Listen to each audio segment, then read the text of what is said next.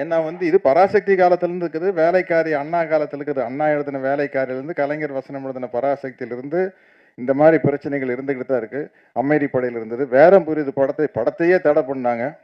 அந்த படத்தை வந்து அப்போ முதலமைச்சராக இருந்த புரட்சித் தலைவர் எம்ஜிஆர் அவர்கள் தான் அந்த படத்தை பார்த்துட்டு இயக்குனர் பாரதி ராஜா அவர்களை கூப்பிட்டு, நீ தியேட்டர் எடு, நான் பார்த்துக்கிறேன் அப்படின்ட்டாரு. அப்படி வெளிவந்த படம் தான் வேரம் புரியுது. அந்த மாதிரி இந்த பல சிக்கல்கள் உள்ள படத்தில் நான் நடித்து எனக்கு ரொம்ப அனுபவம் இருக்குது.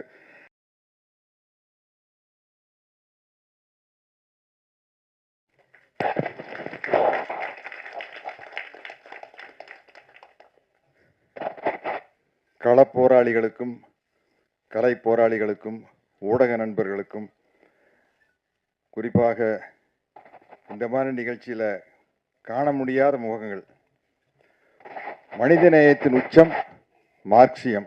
அந்த மார்க்சியத்தை மக்களிடம் கொண்டு சேர்ப்பதற்காக சளைக்காமல் போராடி கொண்டிருக்கும் இந்திய கம்யூனிஸ்ட் கட்சியின் தலைவர் தோழர் முத்தரசன் அவர்களே, புரட்சியாளர் அம்பேத்கரின் வழி நின்று கொள்கை முழக்கங்களை எழுப்பி வரும் எழுச்சி தமிழர் தொல் திருமாவளவன் அவர்களே,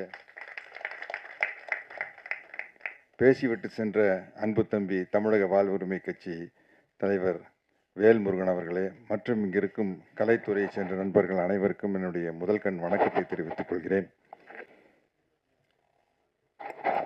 கூல் சுரேஷ், உங்க பேரை தூள் சுரேஷ்னு கூட வச்சிடலாம். நான் வந்து ரொம்ப மகிழ்ச்சியாக தான் ஒரு படத்தில் போய் நடிப்பேன். அந்த படம் ஓடிச்சுன்னா இன்னும் கூடுதலாக மகிழ்ச்சி வரும், ஓடலன்னா வருத்தம் வரும். ஆனால் நடிப்பது என்பது ஒரு மகிழ்ச்சியான விஷயம்.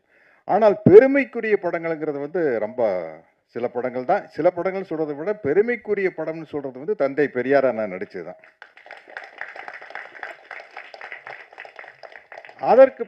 அதுக்கப்புறம் சில பெயர்களை தாங்கி நடிக்கும் போது ரொம்ப மகிழ்ச்சியா இருக்கும். அதாவது வந்து படத்து கதைக்கும் புரட்சி தலைவர் எம்ஜிஆர் அவர்களுக்கு எந்த சம்பந்தமும் இல்லை. ஆனால் எம்ஜிஆர் மகன் அப்படிங்கிற படத்தில் நான் தான் எம்ஜிஆர், அந்த படத்தினுடைய கதைப்படி. அதே மாதிரி தோழர் சேகுவாரா கூட என்னை எந்த வகையிலையும் ஒப்பிட்டு பார்க்க முடியாது. அப்படிப்பட்ட ஒரு ஒப்பற்ற புரட்சியாளர் தோழர் சேகுவாராக இருக்கவே முடியாது. ஆனால் அந்த பேரில் நடிக்கிறது எனக்கு மிகப்பெரிய மகிழ்ச்சி. ஏற்கனவே யாரோ சொன்னாங்க தோழர் சேகுவாருடைய கெட்டப்பில் நான் நடிச்சிருக்கேன். புரட்சிக்காரன் அப்படின்னு ஒரு படம், நம்ம வேலு பிரபாகரன் அவர்கள் தயாரித்த படத்தில் வந்து நான் தோழர் சேகுவாரா கெட்டப்பில் நடிச்சிருக்கேன். அதே தான், புரட்சிக்காரன் படத்தில் தோழர் சேகுவாரா கெட்டப் நடிச்சிருப்பேன். இந்த தோழர் சேகுவாரா அப்படிங்கிற டைட்டில் நடிக்கிறது எனக்கு ரொம்ப சந்தோஷமான ஒரு பெருமையான விஷயம். இந்த படத்தினுடைய தயாரிப்பாளர் அனீஸும் இந்த படத்தினுடைய இயக்குனர் அலெக்ஸும் என்னை பார்க்க வந்தப்போ சொன்ன விஷயம் எனக்கு அப்படியே புல்லரிச்சிருச்சு. அவ்வளோ மகிழ்ச்சியாக இருந்தது. இந்த கதையை வந்து எழுச்சி தமிழர் தம்பி திருமாகிட்டையும் திராவிடர் கழக தமிழர் தலைவர் ஆசிரியர் வீரமணியா கிட்டையும் போய் இப்போ கதையை சொல்லி, இதில் இந்த தோழர் சேகுவாராங்கிற டைட்டில் ரோல் அந்த படத்தை இந்த காலேஜினுடைய ப்ரொஃபஸராக நடிக்கிறதுக்கு யார் இருந்தால் சரியாக இருக்கீங்களா, தம்பியும் சரி ஐயாவும் சரி சத்யராஜ் தான் கரெக்டுட்டாங்க. அதுக்காக உங்களுக்கு ஒரு மிகப்பெரிய நன்றியை எழுச்சி தமிழர் அவர்களுக்கு இந்த நேரத்தில் நான் கூறிக்கிறேன். ஏன்னா அது நடிப்பாக இருக்காது, அது வந்து உள்ளார்ந்து வர்ற ஒரு செயலாக இருக்கும். அப்படிங்கிறதுனால என்ன சொன்னது வந்து எனக்கு ரொம்ப மகிழ்ச்சியாக ரொம்ப பெருமையாகவும் இருந்தது. எனக்கு இவங்க இந்த சென்சாரில் வெட்டப்பட்ட காட்சிகளெல்லாம் இங்கே போட்டு காட்டினாங்க. இந்த எல்லா காட்சியும் படத்தில் இருக்குது, ஆனால் வசனங்கள் வேறு. நான் மறுபடியும் அதில் ரீடப் பண்ணி வேறு வசனங்களில் வந்து சென்சாரினுடைய விதிகளுக்கு உட்பட்ட வசனங்கள் தான் இந்த காட்சிகள்லாம் வருது இல்லையா. அதனால தான் அதுக்கு நம்ம சென்சார் சர்டிஃபிகேட் கொடுத்துருக்காங்க. அதனால் வந்து அதை இந்த படம் செப்டம்பர் 20ஆம் வெளியாகிறதுல ஏதாச்சும் தடங்கள் வந்துடுமோன்னு விநியோகஸ்தர்களோ திரையரங்கு உரிமையாளர்களோ பயப்பட வேண்டிய அவசியம் இல்லை. சென்சாரில் என்ன சொன்னாங்களோ அதை மாற்றி பண்ணியாச்சு இல்லையா. ஏன்னா வந்து இது பராசக்தி காலத்திலிருந்து இருக்குது, வேலைக்காரி அண்ணா காலத்தில் இருக்குது. அண்ணா எழுதின வேலைக்காரியிலிருந்து, கலைஞர் வசனம் எழுதின பராசக்தியிலிருந்து இந்த மாதிரி பிரச்சனைகள் இருந்துக்கிட்டு தான் இருக்குது. அம்மைரி படையில் இருந்தது. வேரம் புரியுது படத்தையே தடை பண்ணாங்க. அந்த படத்தை வந்து அப்போ முதலமைச்சராக இருந்த புரட்சித் தலைவர் எம்ஜிஆர் அவர்கள் தான் அந்த படத்தை பார்த்துட்டு இயக்குனர் பாரதி ராஜா அவர்களை கூப்பிட்டு, நீ தியேட்டர் எடு, நான் பார்த்துக்கிறேன் அப்படின்ட்டாரு. அப்படி வெளிவந்த படம் தான் வேரம் புரியுது. அந்த மாதிரி இந்த பல சிக்கல்கள் உள்ள படத்தில் நான் நடித்து எனக்கு ரொம்ப அனுபவம் இருக்குது. இந்த படம் நடிக்கும்போது தம்பி அலெக்ஸை பார்த்தப்போ எல்லாருக்கும் தோழர் முத்தரசன் சொன்ன மாதிரி ஒரு சின்ன பையன் அப்படின்னு தான் நினச்சோம். ஆனால் நான் நடித்த காட்சிகளை பற்றி தான் எனக்கு தெரியும். ட்ரைலர் பார்க்கையில் தான் எனக்கே பிரமிப்பாக இருக்குது. அலெக்ஸ் வந்து அவ்வளோ அற்புதமாக நடிச்சிருக்காரு. அவ்வளவு அருமையாக, அவ்வளவு ஆக்ரோஷமாக சண்டை காட்சிகளில் வந்து அதாவது தன்னுடைய வாழ்க்கையில் இந்த பாதிப்புகளெல்லாம் நடந்திருக்குது. அந்த கோபம் வந்து அங்கே தெரியுது. அப்புறம் என்ன, இந்த படத்தில் வந்து புதுசாக ஒரு சின்ன பிரச்சனையை கொண்டு வந்தாங்க என்கிட்ட, நீங்கள் இந்த படத்தில் பாட்டு பாடணும் அப்படின்னு. பாட்டு பாடணும் என்ன இல்லை வார்த்தையே வந்து அடங்க மறு அத்துமீறுன்னு வருது அப்படின்னு எனக்கு ஒரு சந்தோஷம். நல்லா பாடிட்டேன்னா விடுதலை சிறுத்தைகள் கட்சியினுடைய எல்லா மேடைகள்லாம் அந்த பாட்டு ஒதுக்கும். அப்புறம் எனக்கு என்ன பயன்னா, பாட்டு இப்படி நான் பாட்டுன்னு நான் எம்ஜிஆர் ரசிகன் தானே. எனக்கு இது இது பொது உடைமை சம்பந்தப்பட்ட பாடல்களா இருக்குது. அவர் பாட்டு எல்லாமே ஹை பிச்சில் தான் ஆரம்பிக்கும். அச்சம் என்பது பாருங்க எனக்கு பாடுறக்க அச்சம் என்பது மடமையடா அஞ்சாமை அப்படித்தான் பாட முடியாது. ஒரு டிஎம்எஸ் தான் வரணும்.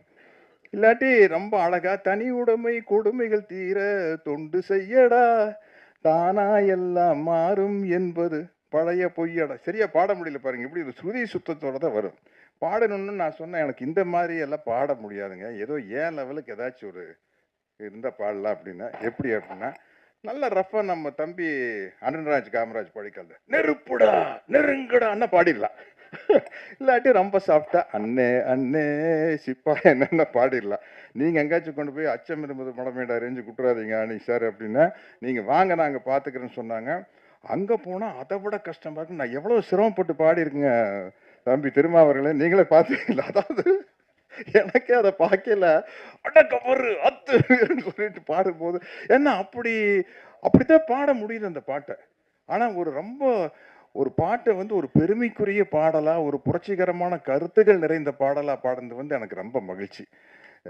எனக்கு அந்த அந்த பாடலில் ஒரே ஒரு குறைதான் இருந்தது. இதையெல்லாம் இந்த அக்கிரமங்கள் நடக்கும்போது வருவான் புரட்சி தமிழன் என்னை காட்டுறாங்க. நான்லாம் ஒரு புரட்சி தமிழன் இல்லை, தமிழன். புரட்சி தமிழன் கிடையாது. பராசக்தியிலேருந்து நாரோடி மன்னன் வரைக்கும் வேடம் புரியுது அமைதிப்படை எல்லாம் வந்து இந்த சமூக மாற்றத்துக்கு மிக முக்கியமான படங்கள். அந்த மாதிரி படங்கள் இப்போ நிறைய வர ஆரம்பிச்சிருச்சு. தம்பி பா ரஞ்சித்துடைய படங்கள், மாரி செல்வராஜ படங்கள், வெற்றிமாறனுடைய படங்கள் அதெல்லாம் வந்து பிரமாதமான சமூக கருத்துக்களை கொண்டு வராங்க. அந்த வகையில் இந்த படம் வந்து இதில் வந்து என்னதான் சென்சார் வெட்டி இருந்தாலும் இந்த வசனங்களை மாற்றி இருந்தாலும் சொல்ல வேண்டிய கருத்துக்கள் மக்கள்கிட்ட போய் சேரு அப்படிங்கிற மாதிரி இருக்குது. ஆமாம், ஏன்னா வந்து சில சமயத்தில் அதான் இப்போ வாத்தியார் படம் எம்ஜிஆர் படத்தில் வந்து புரட்சி தலைவர் படத்தில் உதய சூரியனின் பார்வையிலே உலகம் விழித்து கொண்ட வேலையிலேன்னு பாடியிருப்பார். அதை சென்சாரில் வந்து உதயசூரியன் சொல்ல முடியாது, சொல்லக்கூடாது, அது வந்து திமுகனுடைய சின்னம்னு அதை சென்சாரில் கட் பண்ணி உதயசூரியனை புதிய சூரியன் மாற்றியிருப்பாங்க. இருந்தாலும் மக்கள் மனசில் எங்கள் மனசுல எல்லாம் உதயசூரியன் போய் தான் பறிஞ்சது. மேடையில் முழங்கு அறிஞர் அண்ணா போல்னு பெற்றால் தான் பிள்ளையால் நல்ல நல்ல பிள்ளைகளை நம்பி இந்த நாடே இருக்குது தம்பியில் பாடியிருப்பார். அதை மேடையில் முழங்கு அறிஞர் அண்ணாங்கிற வார்த்தையை மாற்றி மேடையில் முழங்கு திருவிக்கா போல்னு சொல்லியிருப்பாங்க. இருந்தாலும் படம் பார்க்கல தெளிவாக தலைவருக்கு ஒரு க்ளோஸ்அப் வச்சு அந்த வார்த்தைகள் வரும்போது அறிஞர் அண்ணாங்கிற வார்த்தை தான் மனசில் போய் பதியும். அதனால் வந்து இந்த படத்தில் வந்து எல்லா விதமான சட்ட சிக்கலையும் தீர்த்து சென்சார் சர்டிஃபிகேட் வாங்கி செப்டம்பர் 20 இந்த படம் வருது. அதனால் வந்து இப்படிப்பட்ட ஒரு துணிச்சலான ஒரு கொள்கை கூட்டம் சினிமாவுக்கு வரணும், தொடர்ந்து வந்துக்கிட்டே இருக்கணும்.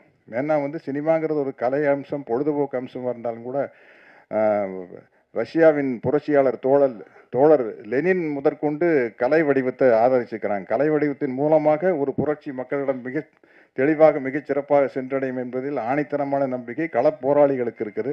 அதற்கு துணை நின்ற தம்பி அனீஸ் அவர்களுக்கும் அலெக்ஸ் அவர்களுக்கும் என்னுடைய மனமார்ந்த வாழ்த்துக்களை கூறிக்கொண்டு விடைபெறுகிறேன். நன்றி, வணக்கம்.